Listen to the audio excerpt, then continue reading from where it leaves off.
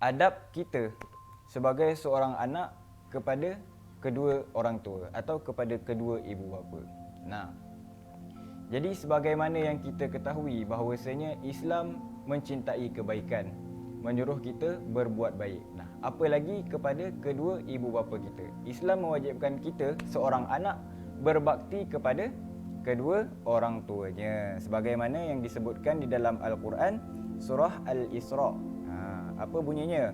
Wa qadha rabbuka alla ta'budu illa iyyahu wa bil walidaini ihsana imma yablughanna 'indakal kibara ahaduhuma aw kilahuma fala taqul lahumā uffin wa la tanharhumā wa qul lahumā qawlan karīmā.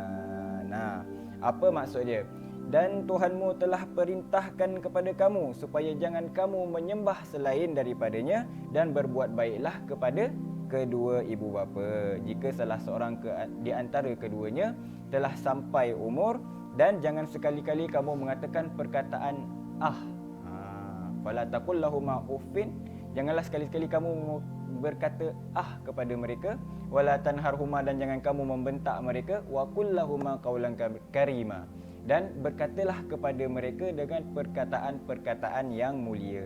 Nah, jadi daripada ayat tersebut, daripada ayat yang disebutkan difirman oleh Allah di dalam surah Al-Isra, dapat kita simpulkan bahawasanya kewajipan diri seorang anak itu adalah berbakti kepada kedua orang tuanya.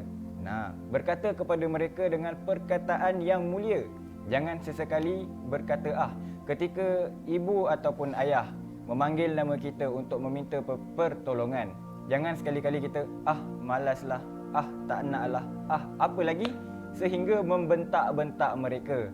Ibu boleh buat sendiri kan? Buatlah sendiri. Nah, itu adalah satu perkara yang paling bahaya. Nah, mungkin ramai daripada kita yang tahu, tapi bila terjadi ramai daripada kita yang tidak sedar. Nah, ini bahaya. Jadi sebab apa? Sebab ada dosa yang mana azab yang Allah turunkan tidak di dunia tapi tunggu di akhirat balasan tersebut. Akan tetapi ada dosa yang Allah akan balas on the spot, secepat mungkin. Jadi di dunia Allah balas, di akhirat pun Allah balas. Apa itu? Itulah dia durhaka kepada ibu bapa. Jadi berhati-hati. Pergaulilah ibu bapa dengan layanan yang baik. Layan mereka dengan layan yang baik. Ucapkan kepada mereka dengan perkataan-perkataan yang baik. Nah, jadi jaga hati ibu bapa sebaik-baik mungkin. Sebab apa? Sebab ridha Allah itu ada pada ibu bapa. Sedangkan kebencian Allah, kemurkaan Allah itu pun ada dalam ibu bapa. Jadi itu adalah hadis yang sahih sebagaimana yang disebutkan oleh Nabi Muhammad sallallahu alaihi wasallam. Ridha Allah tergantung kepada ridha ibu bapa.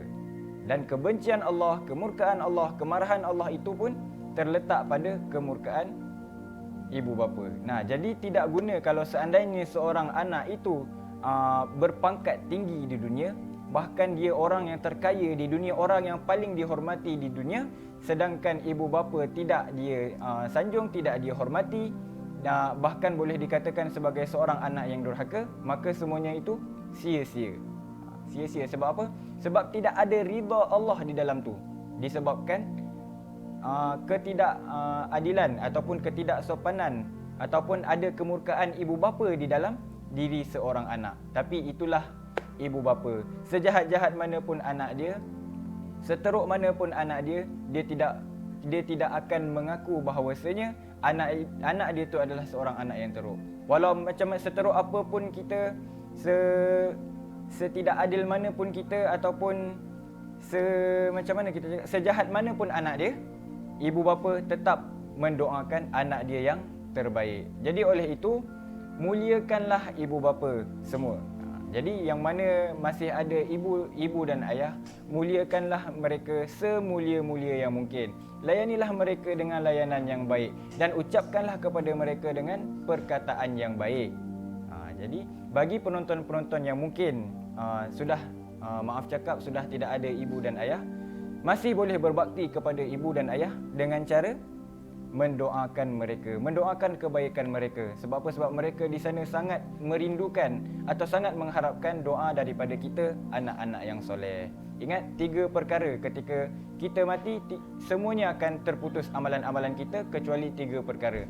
Yang pertama ialah anak yang soleh, yang kedua adalah ilmu yang bermanfaat, dan yang ketiga adalah sedekah jariah. Jadi anak yang soleh inilah yang tidak akan terputus bagi ibu bapa yang telah pergi meninggalkan kita. Mereka sangat mengharapkan doa daripada kita, dan mereka sangat mengharapkan doa tersebut daripada kita, anak-anak yang soleh. Jadi ingatlah, berbuat baiklah kepada ibu bapa selama mereka masih ada, dan bagi mereka yang telah tiada ibu bapa, doakanlah mereka kebahagiaan dan ketenangan di akhirat kelak.